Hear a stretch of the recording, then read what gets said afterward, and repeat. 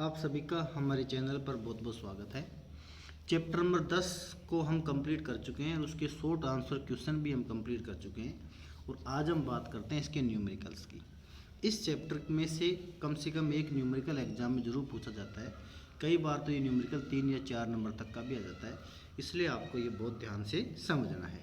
देखिएगा, पहला सवाल है, प्रत्यावर्ती धारा परिपथ की तात्क्षणिक धारा और वोल्टता के मान I बराबर 10 साइन 314 टी एम्पियर और V बराबर 50 साइन 314 टी प्लस पाई/2 वोल्ट दिया गया है।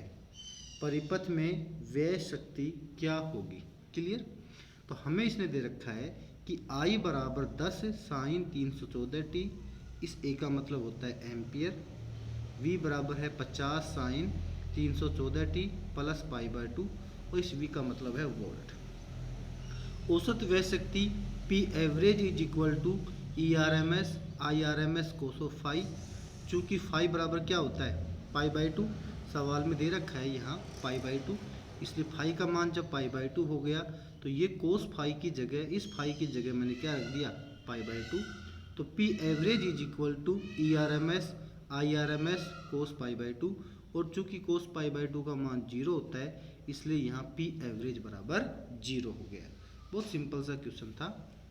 सेकंड क्वेश्चन देखिए, एक प्रत्यावर्ती परिपथ में E बराबर 100 साइन 100 पाई टी वोल्ट एवं धारा I बराबर 10 साइन 100 पाई टी एम्पियर है, तो खर्च हुई औसत शक्ति का मान क्या होगा?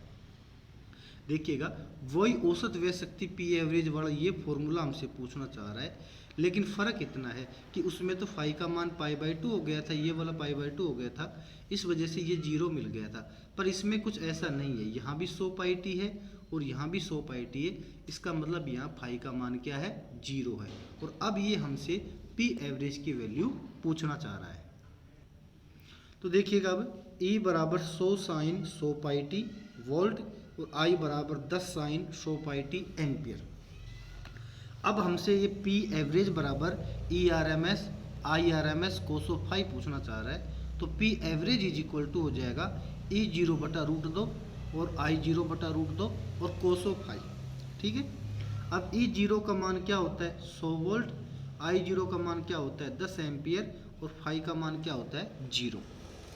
ये जो तीनों वैल्यू देखो कहाँ से हम देखो, E बराबर E0 होता है साइन ओमेगा टी, पढ़ा होगा आपने। तो यहाँ ये जो E बराबर E0, तो E0 की जगह क्या लिख रखा है? 100 लिख रखा है, तो मैंने E0 का मान 100 लिख दिया है। फिर ऐसे ही I बराबर क्या होता है? I0 साइन 100 पाई टी, तो I0 की जगह क्या लिख रखा है? यहाँ 10, तो मैंने I0 बराबर क्या लिख दिया? 10 एम्पियर। साथ में आपने देखा कि यहाँ भी 100 पाई टी है, यहाँ भी 100 पाई टी है, लेकिन I बराबर I0 sine omega T plus phi होता था, तो फाई की वैल्यू यहाँ पर 0 है, इसलिए फाई बराबर क्या हो गया? 0। तो P एवरेज हो जाएगा अब ये E0 की जगह 100 बटा √2, I0 की जगह 10 बटा √2 और कोस 0, और कोस 0 का मान 1 होता है, आप अच्छे से जानते होंगे। 100 गुणा 10 बराबर 1000 होता है और √2 गुणा √2 बराबर 2 होता है। 1000 में 2 का भाग लग गया तो 500 वाट आंसर। थर्ड क्वेश्चन है कि एक प्रत्यावर्ती स्रोत 50 साइन 100 टी से 10 ओम का प्रतिरोध तथा 100 मिली हेनरी का प्रेरकत्व श्रेणी क्रम में जुड़े हैं। परिपथ में धारा व विद्युत वाहक बल में कलांतर क्या होगा? ये बताइए। देखिए, सवाल को देखिए आप। V का मान हमें दे रखा है कि V बराबर 50 साइन 100 टी और R का मान दे रखा है 10 ओम और L का मान दे रखा है 100 मिली हेनरी बराबर 100 गुणा 10⁻³ हेनरी और थीटा की वैल्यू ये हमसे पूछना चाह रहे हैं। तो देखिएगा, RL परिपथ में कलांतर थीटा बराबर होता है tan inverse omega L upon R। ये फॉर्मूला आपको याद होना चाहिए, थ्योरी में हमने ये फॉर्मूला पढ़ा था। तो अब यहाँ वैल्यू रख दीजिए आप। ओमेगा बराबर क्या होगा? तो ओमेगा बराबर देखो, V बराबर V0 साइन ओमेगा टी होता है, तो ओमेगा की जगह क्या लिख रखा है? 100 लिख रखा है, तो यहाँ ओमेगा बराबर क्या है? ओमेगा बराबर है 100। अब ये वैल्यू इसमें रख दीजिए आप। देखो, ओमेगा की जगह 100 रख दीजिए, एल की जगह आप 100 गुणा 10⁻³ रख दीजिए और आर की जगह आप 10 रख दीजिए और फिर इसको आपको सोल्व करना है। ये सोल्व किया हमने तो थीटा बराबर हो गया tan इनवर्स 100 गुणा 10 की पावर माइनस का 3 बटे 10। सोल्व कर लिया तो ये हो जाएगा tan इनवर्स 1 और tan इनवर्स 1 की वैल्यू होती है π/4। तो थीटा बराबर हो गया π/4। अगला क्वेश्चन जो है चौथा क्वेश्चन, ये एग्जाम में पूछा हुआ है, 2013 के एग्जाम में पूछा हुआ है। बहुत इंपॉर्टेंट क्वेश्चन है और सिंपल भी है।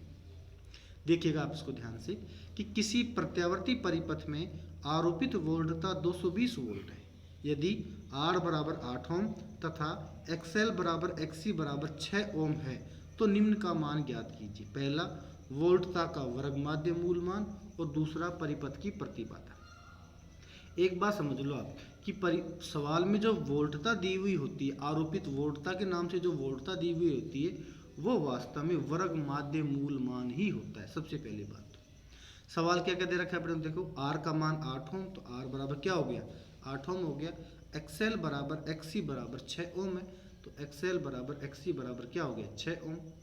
और ये हो गया ए पोर्शन, वोल्टता का वर्ग माध्य मूल मान या VRMS हमसे पूछ रहा है। परिपथ की प्रतिबाधा Z का मान ये हमसे पूछना चाह रहा है। देखिएगा ए क्या है, वोल्टता का वर्ग माध्य मूल मान VRMS बराबर क्या होता है 220 वोल्ट, क्लियर। और परिपथ की प्रतिबाधा Z बराबर क्या होता है √R² plus XL minus XC का होल स्क्वायर। वैल्यू सब्स्टिट्यूट कर दीजिए आप सारी इसमें। Z इज इक्वल टू 8 का स्क्वायर प्लस 6 माइनस 6 का स्क्वायर, यह बराबर हो गया Z बराबर 8।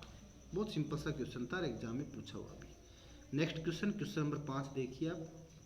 150 वाट का एक विद्युत बल्ब 220 वोल्ट व 50 हर्ट्ज आवृत्ति की सप्लाई से जुड़ा है, तो गणना करो। क्या क्या गणना करो, नंबर 1 है बल्ब का प्रतिरोध और नंबर 2 है बल्ब से प्रवाहित वर्ग माध्य मूल धारा।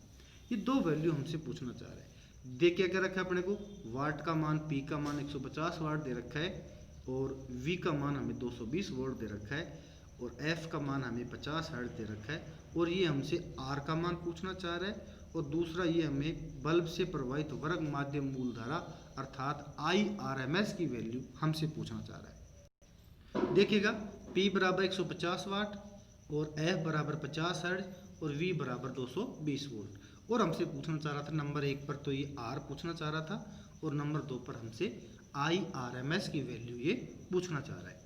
तो देखिएगा बल्ब का प्रतिरोध R बराबर क्या होता है V/I होता है, या फिर P बराबर क्या होता है VI, आप जानते होंगे शक्ति P बराबर VI होता है, या I बराबर P/V हो गया। ये I की जो वैल्यू आई वो यहाँ रख दीजिए आप, तो R बराबर हो गया V/P/V, ऊपर चला जाएगा V तो V²/P, या R बराबर हो गया V²/P। ये R का मान हो गया V का मान 220 गुणा 220 बटे 150। सोल्व करें इसको तो R की वैल्यू आ गई 322.7। सेकेंड ये हमसे पूछना चाह रहा था कि धारा का वर्ग माध्य मूल मान बताइए, तो IRMS वास्तव में VRMS अपॉन R के बराबर होता है।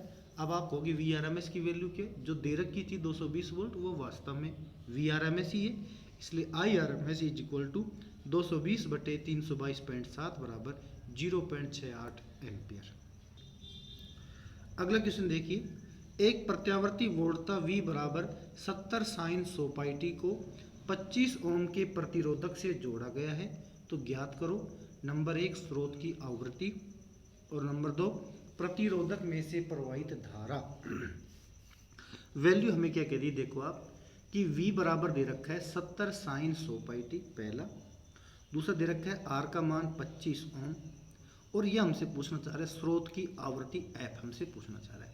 ध्यान समझना कि V बराबर V0 sin ω/t होता है, तो ओमेगा की जगह क्या लिखा है यहाँ पर 100π, तो लिखा मैंने ओमेगा बराबर 2πf होता है, तो ओमेगा का मान यहाँ क्या दे रखा है 100π दे रखा है, तो 100π बराबर क्या हो गया 2πf, या F बराबर हो गया 100π/2π बराबर 50, तो F की वैल्यू कितनी आ गई 50 हर्ट्ज। पहला काम हो गया हमारा। दूसरा काम ही पूछना चाह रहा था कि प्रतिरोधक में से प्रवाहित धारा, तो वो IRMS हमसे पूछना चाह रहा है। ये भाई जो सिंपल धारा या सिंपल वोल्टता जो कह दी ना वो वास्तव में IRMS या VRMS ही होता है, तो IRMS बराबर हो गया VRMS अपॉन R। अब VRMS की वैल्यू हमें सवाल ने दे नहीं रखी है, इसकी जगह उसने हमें दे रखा है V0 की वैल्यू, ठीक है ना। V बराबर V0 साइन था, तो V0 की जगह 70 सवाल में लिख रखा है। तो VRMS बराबर होता है V0 बटा रूट 2। तो IRMS की जगह IRMS, इस VRMS की जगह V0 बटा रूट 2 मैंने यहाँ रख दिया है, R का मैंने R लिख दिया है। अब चूंकि सवाल में आपको बताया था मैंने कि V0 की वैल्यू 70 है, तो IRMS बराबर 70 बटा रूट 2 गुणा 25। काटा 5 से, तो ये 14 बार कट गया, ये 5 बार कट गया। इसको आगे सोल्व किया मैंने, तो IRMS बराबर हो गया 14 बटे 1.414, रूट 2 की जगह लिख दिया और 5 का 5।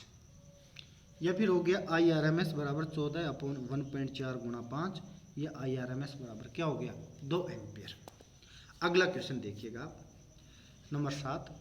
भारत में घरेलू पावर सप्लाई 220 वोल्ट और 50 हर्ट्ज पर होती है, बिल्कुल, जबकि USA में यह 110 वोल्ट और 60 हर्ट्ज पे होती है। 110 वोल्ट के स्थान पर 220 वोल्ट का एक लाभ व एक हानि बताइए। मतलब हमारे यहाँ जो घरों में वोल्टेज आती है ना, वो 220 वोल्ट होती है, जबकि अमेरिका में ये 110 वोल्ट ही होती है। तो इसका एक लाभ और एक हानि आपको बता दें। देखिएगा लाभ क्या है। भारत में 220 वोल्ट पर सप्लाई करने के कारण अमेरिका की तुलना में तारों में बहने वाली विद्युत धारा आधी होती है, ठीक है ना। वोल्टेज ज़्यादा होता है तो धारा कम होती है, धारा कम होती है।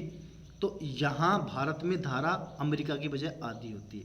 तो धारा जब आधी बहेगी तो तार भी हम छोटे और पतले तार उपयोग में ले सकते हैं बजाय अमेरिका के। तो देखो कारण अमेरिका की तुलना में तारों में बहने वाली विद्युत धारा आधी होगी, जिसके कारण पतले तारों को उपयोग में लाया जा सकता है, जिसकी लागत भी कम होती है। क्लियर, ये तो फायदा हो गया। नुकसान और देखो, हानि। भारत में USA की तुलना में पतले तारों का उपयोग करने के कारण इन तारों का प्रतिरोध अमेरिका की तुलना में अधिक होता है, जिससे तार ज़्यादा गर्म होते हैं, जिससे विद्युत ऊर्जा की अधिक हानि होती है। हानि तो वहाँ भी होती है, लेकिन यहाँ अधिक होती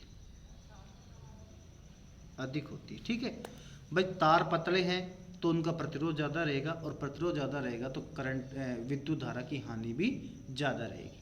अमेरिका में ये हानि कम होती है। क्लियर। अगला सवाल देखिएगा, दिखाइए कि L/R की विमा समय की होती है। देखो हम जानते हैं कि फाई प्रोपोर्शनल I होता है। ये सवाल एग्जाम में पूछा हुआ है, 2 नंबर का आया था एक बार। तो फाई बराबर LI हो गया, या डेल्टा फाई बराबर L डेल्टा I, या फिर क्या किया मैंने, delta phi upon delta T बराबर L delta I upon delta T, या delta phi upon delta T Faraday के नियम से E के बराबर होता है, तो E बराबर L delta I upon delta T, या L बराबर हो गया E delta T upon delta I। अब चूंकि R बराबर E अपॉन I होता है, आप जानते होंगे। वैसे तो V अपॉन I हम लिखते आए हैं, पर इस चैप्टर में V की जगह हम E लिख रहे हैं बार बार। समीकरण 2, समीकरण 1 में समीकरण 2 का मान रखने पर तो L/R बराबर हो गया E गुणा delta T upon delta I upon E upon I, या L अपॉन R बराबर I delta T upon delta I, या L अपॉन R का विमेय सूत्र I का A1 होता है, इसका T1 होता है, इसका A1 होता है, आपस में कट गया और A1 बच गया। तो L अपॉन R का विमेय सूत्र हो गया M0 L0 T1। यही हमसे पूछना चाह रहा था, किसका जो विमेय सूत्र है वो समय के विमेय सूत्र के बराबर होगा, जो हमने देख लिया है। अगला क्वेश्चन नंबर 9 है, 100 वोल्ट और 20 हर्ट्ज के एक प्रत्यावर्ती स्रोत से 20 ओम का प्रतिरोधक तथा 2 मिली हेनरी का प्रेरकत्व श्रेणी क्रम में जुड़े हैं। तो नंबर 1 परिपथ की प्रतिबाधा, और नंबर 2 परिपथ में प्रवाहित वर्ग माध्य मूल धारा की वैल्यू को फाइंड आउट कीजिए। तो देखो हमसे VRMS की वैल्यू तो 100 वोल्ट दे रखी है, और F की वैल्यू हमें 20 हर्ट्ज दे रखी है, और 20 ओम का प्रतिरोधक R का मान 20 ओम है, और L का मान 2 मिली हेनरी बराबर 2 गुणा 10 की पावर का 3 हेनरी। और ये हमसे पूछना चाह रहा है कि परिपथ की प्रतिबाधा Z बराबर होता है R² प्लस XL का होल स्क्वायर। ये पूछना चाह रहा था। RL परिपथ की बात कर रहे हैं, तो यही जेड की वैल्यू रहेगी। एक्स एल बराबर ओमेगा एल होता है, ये भी आपको पढ़ाया था। अब चूंकि इसने कहीं ओमेगा की वैल्यू भी नहीं देकर एफ की वैल्यू दी सवाल ने, तो इस ओमेगा की जगह क्या रखेंगे अब 2 पाई एफ, और ये हो जाएगा जेड बराबर R square plus 2 pi F गुणा एल का होल स्क्वायर, या जेड बराबर अंडर रूट आर की जगह 20 रखा, 2 पाई का 2 पाई, एफ का मान 20 है, एल का मान 2 गुणा 10 की पावर माइनस का 3 का स्क्वायर है, और ये इसका चल रहा है यहाँ पर अंडर रूट। तो जेड बराबर हो जाएगा 20 को बाहर निकाल लो आप, तो 20 का स्क्वायर यहाँ पर है, 20 का स्क्वायर यहाँ पर है, तो अकेला 20 बाहर आ जाएगा। यहाँ बच गया 1 प्लस 2 पाई का 2 पाई, फिर 2 का 2, और 10 की पावर माइनस का 3 का 10 की पावर माइनस का 3, और ये होल स्क्वायर। या जेड बराबर 20, 1 का 1 प्लस का प्लस 2 गुणा 2 4 पाई, और 10 की पावर माइनस का 3 का होल स्क्वायर। या जेड बराबर 20, 1 प्लस 16 पाई स्क्वायर, और 10 की पावर माइनस का 6। अब हमने क्या किया कि ये जो संख्या है ये लगभग नगण्य है, 10 की पावर माइनस का 6 बहुत छोटा होता है, इस वजह से इसको मैं शून्य मान रहा हूँ, और इसको जब शून्य मान लूँगा तो ये 1 प्लस शून्य हो जाएगा जो 1 के बराबर होता है, और 1 का अंडर रूट भी 1 के बराबर होता है, इसलिए जेड के मान को लगभग 20 ओम यहाँ पर लिखा गया है। इसी प्रकार वर्ग माध्य मूलमान विद्युत धारा का पूछना चाह रहा था हमसे, तो आई आर एम एस बराबर होता है V R M S upon Z, या फिर आई आर एम एस बराबर होता है वी आर एम एस की वैल्यू 100 दे रखी थी और जेड की वैल्यू 20 हमने अभी भी फाइंड आउट की है, तो आई आर एम एस बराबर हो गया 5 एम्पियर। 10वां क्वेश्चन है, उस ट्रांसफार्मर की प्राथमिक कुंडली से प्रवाहित धारा की गणना करो जिसमें 20 ओम प्रतिरोध की युक्ति का वोल्टेज 220 वोल्ट से 20 वोल्ट किया जाता है। मान लीजिए ट्रांसफार्मर की दक्षता 80% है। आंसर में देखिए अब आप आईपी की वैल्यू ये हमसे पूछना चाहते हो, ट्रांसफार्मर है ना, ट्रांसफार्मर की प्राथमिक कुंडली में प्रवाहित धारा अर्थात आईपी की वैल्यू ये हमसे पूछना चाह रहा है। दूसरा देखो, इसमें 20 ओम के प्रतिरोध की युक्ति का वोल्टेज आर का मान कितना है 20 ओम, 200 वोल्ट से 20 वोल्ट किया जाता है, अर्थात वीपी बराबर तो 200 वोल्ट है, ये वी है ध्यान रहे 200 और वीएस का मान कितना है 20, और ईटा की वैल्यू ये हमें 80 दे रखा है। तो फॉर्मूला देखिए आप, दक्षता ईटा बराबर होता है P0 अपॉन PI गुणा 100%, ये निर्गत शक्ति है, ये निवेशी शक्ति है, और गुणा 100% होता ही है। ईटा बराबर हो गया P0 की वैल्यू क्या होती है VSIS, और PI की क्या होती है VPIP, और गुणा में 100%। ईटा की वैल्यू सवाल ने 80 दी थी, VSIS अपॉन VPIP मैंने U का U लिख दिया और 100 का 100 लिख दिया। यहाँ पर 100 से 80 को काटा तो यहाँ 4 आ गया और यहाँ पे 5 आ गया। 4 से इसको मल्टीप्लाई कर दिया, 4 गुणा VPIP और 5 गुणा VSIS यहाँ पर आ गया है। लेकिन ये हमसे तो IP की वैल्यू पूछना चाह रहा था, तो IP बराबर हो गया 5 VSIS अपॉन 4 VP, या फिर IS बराबर क्या हो जाएगा, IS बराबर होता है, चूंकि IS बराबर होता है VS अपॉन R। IS क्या है, सेकेंडरी कुंडली में या द्वितीय कुंडली में बहने वाली विद्युत धारा, वो वास्तव में सेकेंडरी कुंडली में उपस्थित विभवांतर बटे R के बराबर होता है। यहाँ रख दीजिए आप इस IS की जगह, तो IP बराबर हो गया 5 का 5 VS upon 4 VP, VS upon 4 VP। इस IS की जगह VS अपॉन R मैंने VS अपॉन R लिख दिया है। जो वैल्यू सवाल ने दे रखी तो सब्स्टिट्यूट कर दीजिए। IP इज इक्वल टू 5 का 5, VS का मान 20 था, VS का मान 20 है, 4 का 4, VP का मान 200 है, R का मान 20 है। इन सब को सोल्व करें तो IP बराबर हो जाएगा 5 बटे 4 गुणा 10, या IP बराबर हो जाएगा 1.25 बटे 10, या IP बराबर हो जाएगा 0.125 एम्पियर। आंसर। अगला क्वेश्चन है, एक बल्ब पर 220 वोल्ट एवं 100 वाट अंकित है, तब बल्ब का प्रतिरोध फाइंड आउट करो। सेकंड नंबर क्या है, स्रोत की शिखर वोल्टता को फाइंड आउट करो। और नंबर 3 है, बल्ब में प्रवाहित होने वाली RMS धारा का मान ज्ञात करो। ये RMS यहाँ गलत लिख रखा है, वैसे होता है छोटा RMS, RMS छोटा बड़ा होता है। RMS का मतलब क्या होता है, वर्ग माध्य मूल मान। क्लियर। तो क्या क्या दे रखा है इसने, एक बल्ब पर 220 वोल्ट, सिंपल 220 जब भी आता है वो वास्तव में ERMS के बराबर होता है। तो ERMS दे रखा है हमें 220 वोल्ट। शक्ति दे रखी है 100 वाट, तो P बराबर दे रखा है हमें 100 वाट।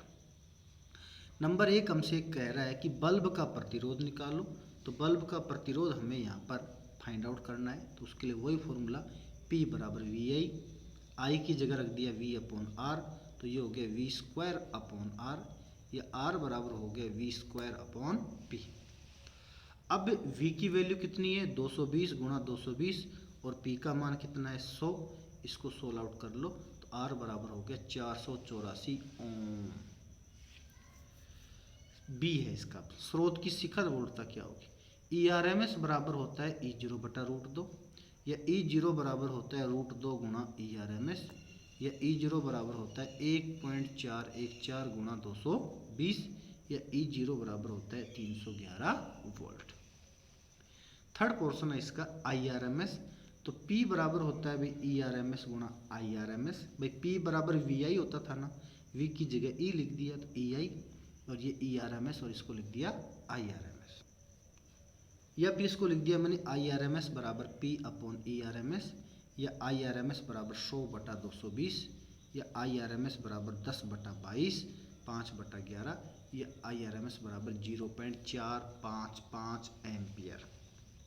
अगला सवाल, एक LCR परिपथ में प्रतिरोध कैपिटल R 13.2 ओम है और प्रेरकत्व कैपिटल L बराबर 7 मिली हेनरी है। परिपथ में स्रोत की आवृत्ति अनुनादी आवृत्ति के बराबर है। यदि परिपथ के विशेषता गुणांक का मान 2/3 हो तो परिपथ में निम्न का मान ज्ञात कीजिए। नंबर 1 बैंड चौड़ाई, और नंबर 2 धारतीय प्रतिघात। देखिएगा R का मान क्या है 13.2 है, L का मान क्या है 7 मिली हेनरी है, जो 7 गुणा 10⁻³ हेनरी है, और Q की वैल्यू ये हमें 2/3 दे रखा है। ऐसा सवाल भी एग्जाम में पूछा हुआ है, ध्यान रखना। सबसे पहले ये हमसे बैंड चौड़ाई पूछना चाह रहा है, तो बैंड चौड़ाई बीटा बराबर R/L होता है। ये वेरी मोस्ट सूत्र है, इसको आपको अच्छे से याद करना है, क्योंकि आपको ऐसा फॉर्मूला नहीं पढ़ाया था।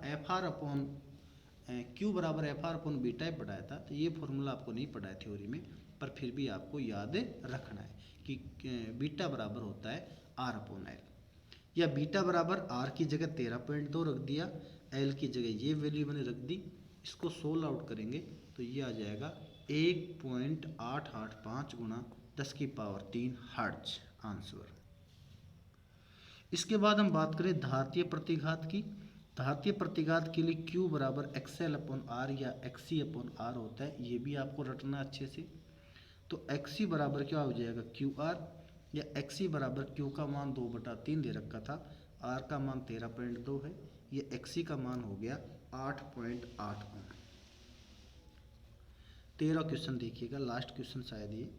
एक परिपथ में प्रयुक्त प्रत्यावर्ती वोल्टता निम्न है, V बराबर 100 sin 314t वोल्ट, जिससे प्रवाहित धारा I बराबर sin 314t प्लस π/3 एम्पियर, तब निम्न का मान ज्ञात कीजिए। नंबर 1 क्या है प्रयुक्त वोल्टता की आवृत्ति, नंबर 2 है वर्ग माध्य मूल धारा, नंबर 3 है शक्ति गुणांक, और नंबर 4 है प्रतिबाधा। और ऐसा सवाल एग्जाम में पूछा हुआ भी है, वेरी मोस्ट लगा रखा है, इसलिए यहाँ पे देखो E बराबर E0 होता था, तो E0 की जगह क्या है 100 वोल्ट है।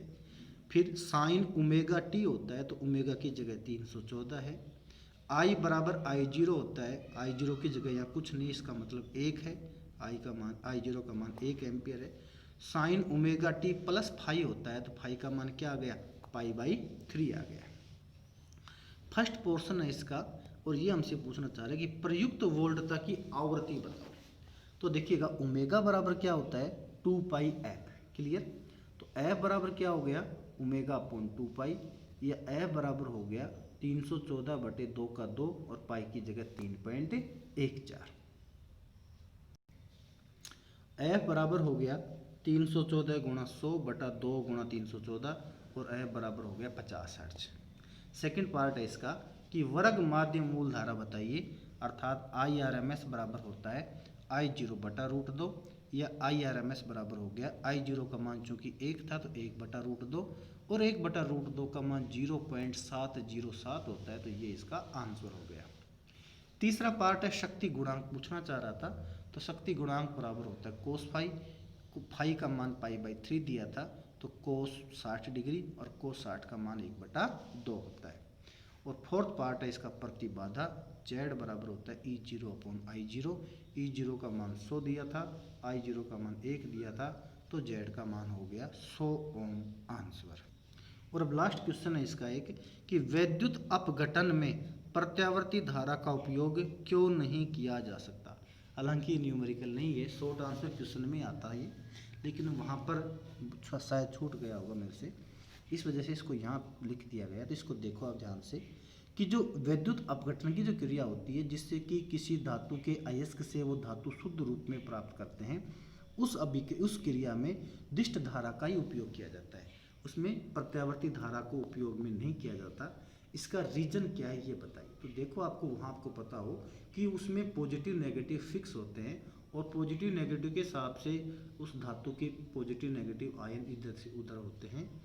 तो अगर प्रत्यावर्ती धारा यूज में ले लेंगे तो प्रत्यावर्ती धारा में ऐसा 1 सेकंड में 50 बार पॉजिटिव को नेगेटिव में, नेगेटिव को पॉजिटिव में कन्वर्ट किया जाता है, इसलिए ये वहाँ पर संभव नहीं है। वैद्युत अपघटन के लिए निश्चित एनोड व कैथोड की आवश्यकता होती है। प्रत्यावर्ती धारा की दिशा लगातार बदलती रहती है, जिसके कारण कैथोड व एनोड की ध्रुवता भी लगातार बदलती रहती है। इस कारण प्रत्यावर्ती धारा का उपयोग विद्युत अपघटन में नहीं किया जा सकता। क्लियर। और इसी के साथ इस चैप्टर के न्यूमेरिकल्स खत्म होते हैं। अगले वीडियो में हम इसके पेपर देखेंगे।